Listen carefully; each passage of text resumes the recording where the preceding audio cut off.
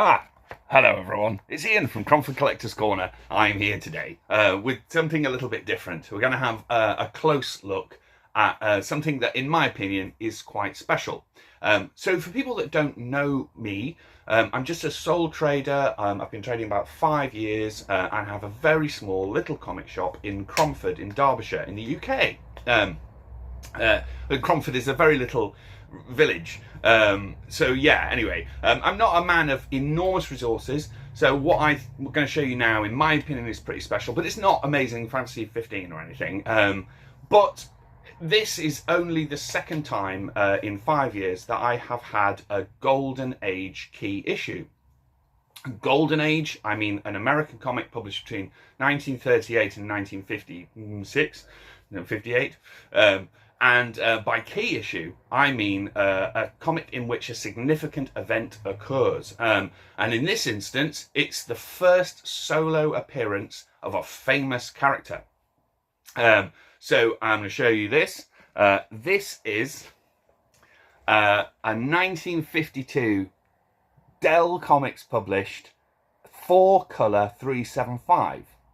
And you'll see that it is in fact John Carter of Mars. So this is the first solo comic in which John Carter of Mars appears. Edgar Rice's Burroughs, John Carter of Mars, obviously.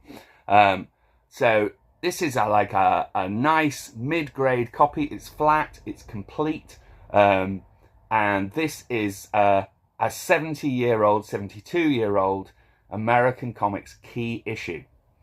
So we're going to have a little look at it now. Yeah, let's do it.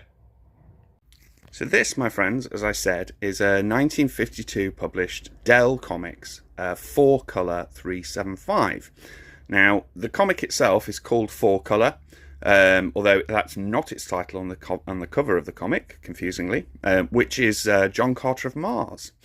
As I say, this is the first time that John Carter of Mars appeared in his own solo comic. He had appeared in syndicated strips and things like that before this, in the 1930s and 40s. Obviously, John Carter of Mars is created by Edgar Rice Burroughs, who created Tarzan, and he featured in 11 novels, which I believe are called the Barsoom series. Barsoom is the name of Mars in its local dialect. But let's have a quick look at this.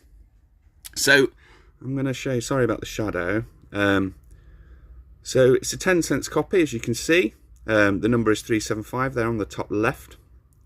It has some mild wear along the spine. But keep in mind, this is a 72-year-old bit of paper. Yeah, so this is quite nice. So, obviously, as I said, John Carter, he's a Confederate soldier from the American Civil War who sort of dies in a cave and then is astrally projected to Mars, where he inhabits the same sort of body as he has on Earth, but he has, much improved strength and agility. I'm going to just turn this over. So we can just go have a quick look inside. So this is relatively clean. There is a little bit of tanning. So here are the main characters from John Carter. And there you go, that's the indicia down here. It tells you about the comic. So Dell Comics is quite interesting. Dell Comics don't exist anymore. But in the 1950s, were one of, if not the largest comics publisher in the world. They said, I think, around the time this was published, well, just after, so in 1953, that they were the largest comics publisher in the world. I think they said they were selling 26 million copies of comics per month. They made some very savvy sort of acquisitions in terms of licensed material, things like Disney and John Carter and things like this. So cool.